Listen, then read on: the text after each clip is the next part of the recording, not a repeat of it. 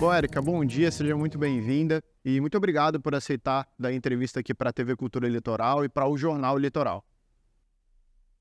Muito obrigada, eu que agradeço sempre a abertura de vocês. Muito obrigada. Bom, Érica, você como presidente, né, da equipe do Ghost Ship, você primeiro pode explicar o que é o Ghost Ship, né, para o pessoal que não conhece ainda, né, o que motivou a criação, né, pode explicar isso para a gente? Com certeza. Bom, é muito importante eu frisar para vocês que nós somos o primeiro time do Litoral Norte do bairro do Paraíba a estar participando de um brasileiro. Como foi isso? Né? Normalmente as pessoas perguntam para a gente, mas o time surgiu agora? Não. O time surgiu em 2014. Eram vários amigos que gostavam de futebol americano e começaram a treinar na praia. Marcaram um dia e falaram, vamos se encontrar lá e vamos bater uma bolinha? E aí, um que tinha um pouco mais de conhecimento do esporte foi ensinando para os demais, que só tinham acesso pela TV. E aí, eles começaram a marcar treinos e foi evoluindo. Em curto espaço de tempo, já tinha mais de 30 pessoas. E alguém que já estava no cenário do futebol americano do país, lá em 2014, falou assim, gente, tem time em São Paulo que não tem essa quantidade de pessoas. Vamos normalizar isso? E aí, em 2015, surgiu o Caraguá Ghost Ship, nós fizemos o CNPJ, voltamos toda a parte oficial do time, e eles começaram a treinar e participar de campeonatos. Realmente, começamos a participar de campeonatos como a Pit Six, que é o campeonato estadual do segundo semestre. Nós fomos campeões em 2017, e aí depois a gente veio participando de pequenos campeonatos por pouco tempo. Né, em várias... Porque, na realidade, assim, é muito importante eu falar para vocês que somos divididos em duas temporadas, o primeiro semestre e o segundo.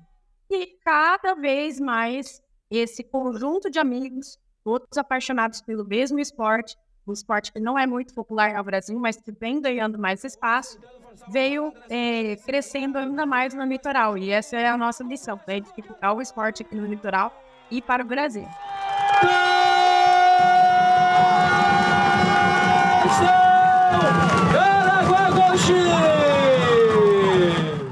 Érica, como é que foi, né, esses principais desafios no começo para estabelecer a equipe, que agora realmente é uma das principais nomes, né, aqui da região, né, e também de São Paulo como um todo. Quais foram esses primeiros desafios que vocês enfrentaram para estabelecer a equipe e como é que foi também essa relação com a prefeitura, a Secretaria de Esporte, como é que é esse apoio que eles dão para vocês? É muito interessante isso, porque assim, eu acredito que todos os esportes a gente tem bastante dificuldade em manter equipes, né? Então, assim, nós temos no futebol americano 2 times, né? A defesa com 11 jogadores em cada um. Só que, assim, o que acontece? Para ir para um campeonato, para jogar qualquer amistoso, eu preciso de, no mínimo, 50 jogadores. Vamos colocar aí 45 como mínimo. Por quê? Porque o esporte é muito dinâmico, então eu preciso de muitas substituições. Então, manter um elenco motivado é uma das maiores dificuldades, assim, para a gente. Hoje, não mais, graças a Deus, com a visibilidade que a gente vem plantando ao longo do tempo, hoje nós temos um elenco grandioso, nós temos um elenco com 67 atletas. E isso, assim, já para a gente é um recorde de frequência. Todos engajados e comprometidos com o resultado da equipe. Mas, assim, ao longo dos anos, nós passamos por várias etapas. E a cada temporada a gente renovar os jogadores. Então, assim, tem jogadores entrando com pouquíssima experiência, tem que ser treinados, né? Então, isso, assim, gradativamente, essa renovação, ela é bastante desafiadora para nós. Depois nós tivemos a pandemia, né? A pandemia, assim, eu falo que o Caraguá Ghost Ship, ele ressurgiu após a pandemia. Porque nós ficamos uns 2 anos sem atividade física, né? Os jogadores, é uma tendência normal, diminuir o entusiasmo e acabar deixando de frequentar os treinos, né? Porque por vários motivos, como todos mundo sabe, não teve academia, né? Então, assim, a gente teve que ressurgir. Então, talvez esse tenha sido o maior desafio da nossa carreira. Porque nós voltamos, quando retornou às atividades da pandemia, com 5 jogadores. Então, quando eu falo para você que nós precisamos ter 50, no mínimo 45, retomar com 5, que a gente não tinha nem frequência do time, talvez tenha sido um grande desafio para a gente. Mas que, assim, A evolução foi plena, nós pegamos jogadores que toparam o desafio conosco, nós mudamos treinos de 1 treino por semana para 4 treinos por semana. Então, assim, essa gestão de pessoas foi muito importante para vencer esses desafios. E o desafio, a parte financeira, né? Claro, também, né? Porque como nós somos um time amador, nós temos, assim, uma cobrança de mensalidade para eles simbólica, que só garante o sustento do mês aí com água, gelo, que a gente precisa para os treinos, mas algumas outras coisas para manutenção do campo, né? Então, assim, esse também é um desafio financeiro. Por exemplo, nós estivemos em Londrina nesse final de semana, no primeiro jogo do Brasileirão, e o ônibus foi caríssimo. Só que daí, assim, a gente faz ações com rifa, com camiseta, com venda de pizza.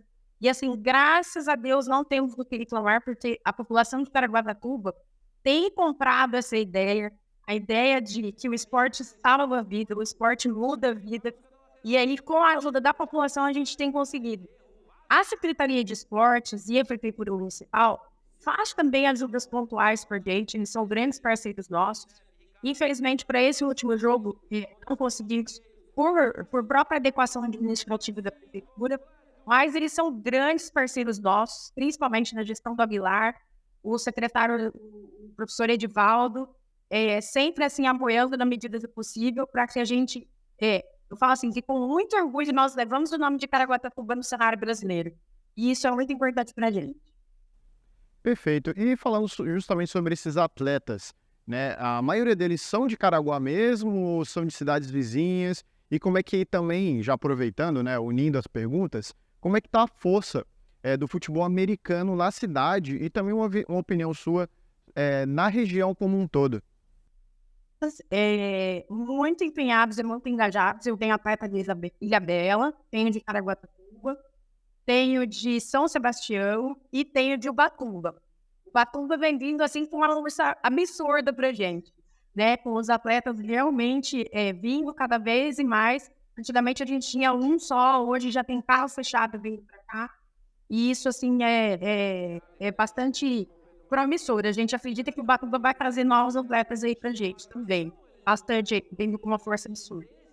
Dentro do cenário municipal, a nível de Caraguatatuba, mais e mais, muitas pessoas ainda não conhecem, não sabem. Apesar de a gente treinar de frente para a praia, muitas pessoas ainda falam pra gente, nossa, mas realmente não é time de fora que vem treinar de vez em quando? Não, nossos times de Caraguá. Por isso, do ano passado para cá, a gente tem feito ações de marketing para que cada vez mais as pessoas venham conhecer trabalhos nas escolas e, principalmente agora, uma nova categoria de base infantil, porque nós precisamos treinar os atletas no infantil para que desse infantil venham futuramente novos atletas do futebol americano.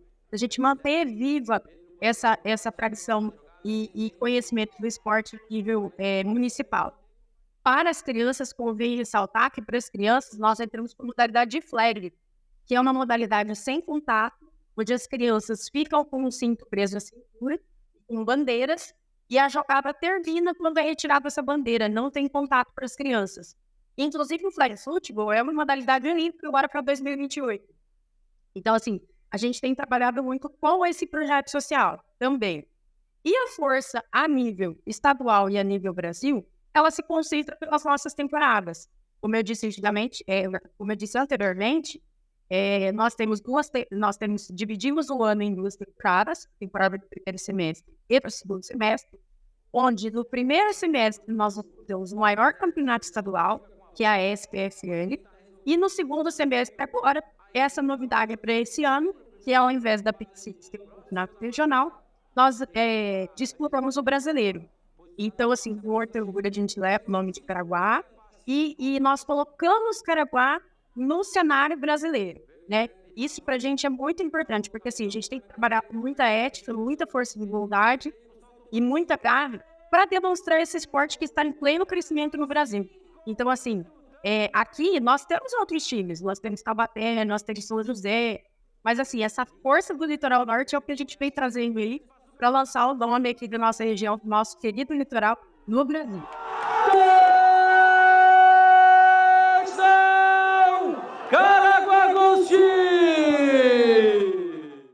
Érica, para a gente finalizar, quais são os próximos passos do Ghost Ship, assim, questão de ambição e questão de campeonato também? Pode dar essa prévia também para a gente? Agora, nesse primeiro semestre, nós participamos da Série Prata na SPFL. Nós fomos classificados automaticamente e chegamos invictos até a final. Nós somos vice-campeões desse primeiro campeonato aí do estado de São Paulo. Então, assim, essa classificação automática para a Série Ouro é muito importante para a gente. Ou seja, a gente já entra no campeonato jogando com os maiores, porque o campeonato é dividido em Série Prata, Ouro e Diamante. A Prata é a série de desenvolvimento e com esse trabalho sólido que a gente vem implantando, nós já conseguimos estar na Série Ouro. Então, o expoente é esse. Para os próximos anos, o que a gente deseja? Nós estamos plantando para a gente futuramente estar na cabeça aí do campeonato, que seria a Série Diamante, né? E, de fato, jogar com os melhores do estado de São Paulo. Essa é a nossa pretensão aí para os próximos anos. E a nível de brasileiro, nós entramos agora na Série D2, que também é a série de desenvolvimento, que é muito importante para a gente, que é a abertura desse expoente nacional. Então, assim, a nossa pretensão agora é jogar esse campeonato a nível de desenvolvimento. É muito importante dizer isso, porque nós temos novos atletas, agregamos novos membros, e eles precisam entender o que é o jogo, o que é estar dentro de campo. Então, nesse semestre, nós estamos para desenvolver os novos atletas para poder, se Deus quiser, brilhar na SPFL no ano que vem. Cada vez mais e aumentando a qualidade dos nossos, da frequência dos nossos jogos e a qualidade do que nós entregamos dentro de campo. Essa é a nossa pretensão. O ano passado, quando eu entrei na diretoria, eu sempre falo isso, porque assim, eu tenho uma diretoria maravilhosa, engajada. Gostaria muito de agradecer não só aos atletas, mas a minha diretoria, que é fantástica. Nosso vice-presidente head coach, Paulo Guilherme Freires, né? E várias outras pessoas maravilhosas nos outros departamentos que compraram a ideia conosco, né? Então, graças a Deus, nós conseguimos tudo isso justamente com essa gestão do todo, né? Então, agradecer a eles. E quando eu entrei o ano passado, eu falei, olha, a minha pretensão com o Caraguá Ghost Ship é estar entre os 10 melhores times do país. E aos poucos nós estamos conquistando, respeitando o processo, amando esse processo e devagar conquistar o que nós sempre sonhamos, estar entre os 10 melhores do estado. Perfeito. Muito obrigado, Érica, por darem entrevista aqui para a gente, para a TV Cultura Litoral. Espero que vocês consigam atingir a meta aí de realmente se tornar um dos maiores times do Brasil, né? Realmente levar o Litoral Norte a nível nacional, né? Muito obrigado pela entrevista. Eu agradeço muito essa abertura, contem sempre conosco e venham nos fazer uma visita, venham aqui acompanhar um dos nossos treinos. Pode deixar. Muito obrigado, Érica. Obrigada, até mais.